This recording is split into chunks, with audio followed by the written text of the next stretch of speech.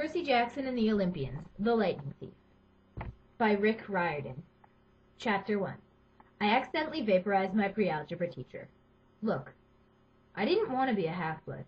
If you're reading this because you think you might be one, my advice is, close the book right now. Believe whatever lie your mom or dad told you about your birth, and try to lead a normal life. Being a half-blood is dangerous. It's scary. Most of the time it gets you killed in painful, nasty ways. If you're a normal kid reading this because you think it's fiction, great, read on. I envy you for being able to believe that none of this ever happened. But if you recognize yourself in these pages, if you feel something stirring inside of you, stop reading immediately. You might be one of us. And once you know that, it's only a matter of time before they sense it too. And they'll come for you. Don't say I didn't warn you. My name's Percy Jackson. I'm 12 years old. Until a few months ago, I was a boarding student at Yancey Academy, a private school for troubled kids in upstate New York. Am I a troubled kid? Yeah, you could say that. I could start at any point in my short, miserable life to prove it. But things really started going bad last May when our sixth grade class took a field trip to Manhattan. 28 mental case kids and 2 teachers on a yellow school bus, heading to the Metropolitan Museum of Art to look at ancient Greek and Roman stuff. I know, it sounds like torture. Most Yancey field trips were. But Mr. Brumner, our Latin teacher, was leading this trip, so I had hopes. Mr. Brumner was this middle-aged guy in a motorized wheelchair. He had thinning hair and a scruffy beard, and a frayed tweed jacket, which always smelled like coffee. You wouldn't think he'd be a cool guy, but he told stories and jokes and let us play games in class. He also had this awesome collection of Roman armor and weapons, so he was the only teacher whose class didn't put you to sleep. I hoped the trip would be okay. At least, I hoped that for once I wouldn't get in trouble. Boy, was I wrong. See, bad things happen to me on field trips. Like at my 5th grade school, when we went to the Saratoga battlefield, I had this accident with a Revolutionary War cannon. I wasn't aiming for the school bus, but of course I got expelled anyway. And before that, at my 4th grade school, when we took a behind-the-scenes tour of the Marine World Shark Pool, I sort of hit the wrong lever on the catwalk and our class took an unplanned swim. And the time before that, well, you get the idea. This trip, I was determined to be good. All the way into the city, I put up with Nancy Bobofit, the freckly, red-headed, kleptomaniac girl hitting my best friend Grover in the back of the head with chunks of peanut butter and ketchup sandwiches. Grover was an easy target. He was scrawny. He cried when he got frustrated. He must have been held back several grades because he was the only 6th grader with acne and the start of a wispy beard on his chin. On top of all that, he was crippled. He had a note excusing him from PE for the rest of his life because he had some kind of muscular disease in his leg. He walked funny, like every step hurt him. But don't let that fool you. You should have seen him run when it was on enchilada day in the cafeteria. Anyway, Nancy Bobofitz was throwing wads of sandwich that stuck in his curly brown hair, and she knew I couldn't do anything back to her because I was already on probation. The headmaster had threatened me with death by in-school suspension if anything bad, embarrassing, or even mildly entertaining happened on this trip. I'm gonna kill her, I mumbled to Grover. Grover tried to calm me down. It's okay. I like peanut butter. He dodged another piece of Nancy's lunch. That's it! I started to get up, but Grover pulled me back in my seat. You're already on probation, he reminded me. You know who'll get blamed if anything happens. Looking back on it, I wish I'd decked Nancy Bobofit. Right then and there. In-school suspension would have been nothing compared to the mess I was about to get myself into. Mr. Brumner led the museum tour. He rode up front in his wheelchair, guiding us through the big, echoey galleries, past marble statues and glass cases full of really old black and orange pottery. It blew my mind that this stuff had survived for 2,000, 3,000 years. He gathered us around a 13-foot-tall stone column with a big sphinx on the top, and started telling us how it was a grave marker, a stele, for a girl about our age. He told us about the carvings on the side.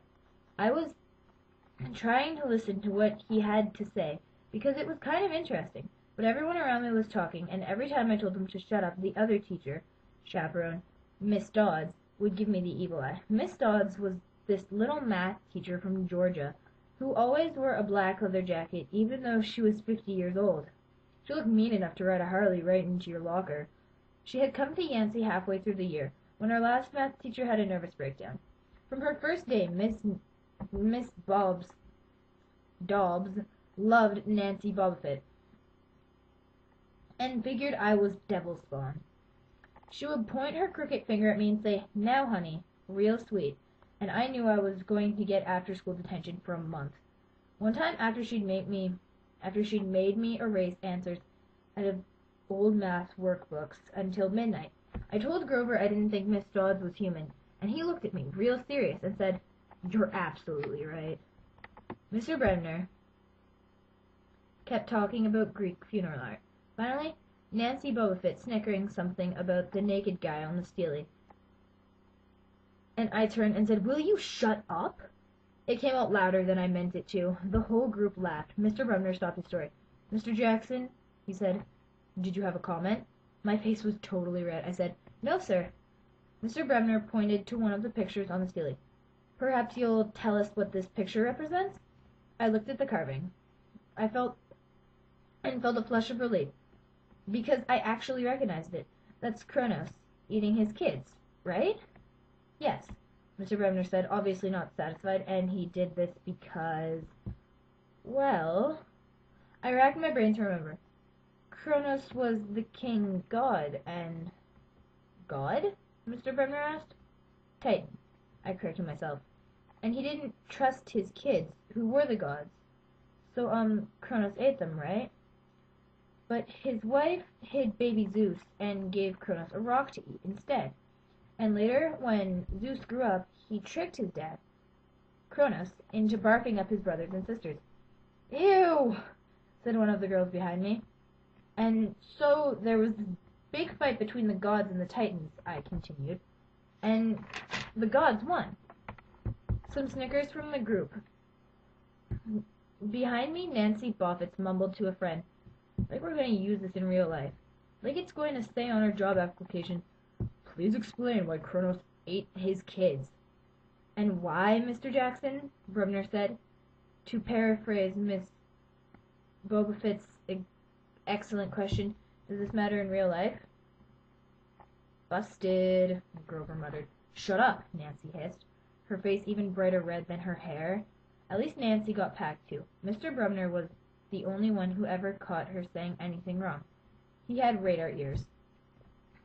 I thought about his question and shrugged. "I don't know, sir." "I see." Mr. Bremner looked disappointed. "Well, half credit, Mr. Jackson. Zeus did indeed feed Kronos a mixture of mustard and wine, which made him disgorge his other 5 children, who, of course, being immortal gods, had been living and growing up completely undigested in the Titan's stomach. The gods defeated their father, sliced him into pieces with his own scythe, and scattered his remains in Tartarus, the darkest part of the underworld. On that happy note, it's time for lunch. Miss Dodds, would you lead us back outside?" The class drifted off, the girls holding their stomachs, the guys pushing each other around and acting like doofuses. Grover and I were about to follow when Mr. Bremner said, "Mr. Jackson?" I knew that was coming. I told Grover to keep going, then I turned towards Mr. Bremner. "Sir?" Mr. Bremner had this look that wouldn't let you go, intense brown eyes that could have been 1,000 years old and had seen everything. "You must learn the answer to my question," Mr. Bremner told me. "About the Titans, about real life. How your studies apply to it." "Oh. What you learn from me," he said, "is vitally important. I expect you to treat it as such. I will accept only the best from you, Percy Jackson." I wanted to get angry. This guy pushed me so hard. I mean, sure, it was kind of cool on tournament days when he dressed up in a suit of Roman armor and shouted, "What ho!" and challenged us, sword pointing against chalk, to run to the board and name every Greek and Roman person who had ever lived and their mothers, and what god they worshipped.